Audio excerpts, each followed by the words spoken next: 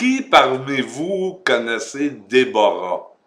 Déborah l'abeille, comme son nom l'indique en hébreu. Hein? Et ce nom indique ou évoque sans doute un esprit d'initiative hein, et un bon sens d'organisation, mais ce nom rappellerait aussi l'harmonie hein, par sa racine hébraïque, qui est la même racine que celle des verbes parler ou communiquer, car en effet, Déborah, elle est prophète et juge d'Israël, hein, à qui le peuple reconnaît l'intelligence et la capacité de discerner et d'éclairer. Hein.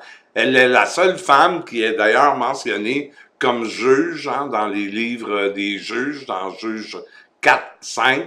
Alors, à ce titre, elle est considérée comme une rassembleuse, hein, chargée de libérer, de gouverner, de nourrir, de gérer des conflits, de juger les habitants de son petit territoire qui lui font confiance, hein, car c'est le sens qui est donné au verbe juger dans le contexte biblique. Hein. Ce n'est pas juger pour condamner, mais le sens du mot a plutôt un sens directionnel. Hein. Alors, Déborah, c'est une conductrice, c'est une leader, hein, et Déborah va même inclure à tous ces titres qu'on a donnés aux juges une fonction maternelle, hein, et elle-même va évoquer cette fonction maternelle dans un hymne de reconnaissance qu'elle va chanter avec le chef des armées après une victoire. Hein.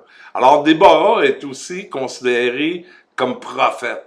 Et le prophète en Israël, c'est quelqu'un qui parle au nom de Dieu, qui secoue les individus et les groupes hein, pour leur rappeler le chemin qu'ils doivent prendre quand ils se sont fourvoyés. Hein. Et c'est ce que va faire Déborah. Dieu l'a choisi pour faire connaître son projet à son peuple et Israël pour l'encourager hein, à le réaliser et à dénoncer aussi tout ce qui pourrait entraver le plan que Dieu a pour Israël. Alors, au travers de cette bonne femme, hein, au travers de cette petite Déborah, Yahweh va sauver Israël, va délivrer Israël. Hein? Et c'est au travers aussi d'une autre femme, hein, du nom de Yaël, que Dieu va venir au secours de son peuple. Hein? Alors, Déborah avait un leadership et un rôle assez important hein, pour avoir une sorte d'ascendant sur le Barak, hein, le chef des armées. Le rappel à l'ordre pour aller au combat, hein, car celui-ci ne veut pas aller combattre à moins que Déborah aille avec lui. Et Déborah dit, si je vais combattre à tes côtés, mon Barak, mais c'est à ta honte que je le ferai. Hein? Et elle n'a pas peur de la mort, elle n'a pas peur des conflits, hein? Car elle dit, si je péris, je périrai. Hein? C'est une femme qui est extrêmement brave. Hein? Alors, on vous a présenté déjà quelques femmes de la Bible. Hein?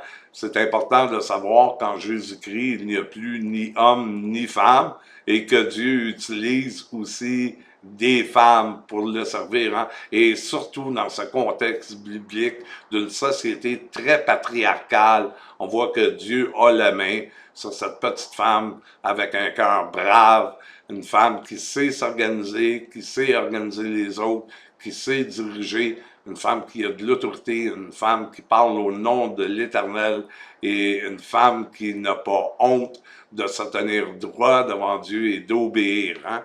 Alors que Dieu bénisse toutes les petites Déborah qui écoutent ces capsules à l'heure actuelle. Soyez bénis, mesdames, mesdemoiselles, et merci d'être dans nos vies, merci d'être présentes, et merci pour le cœur que vous avez à suivre Dieu et à désirer le connaître. Que Dieu élève beaucoup de Déborah au milieu de nous. Bonne journée, merci d'avoir été attentif.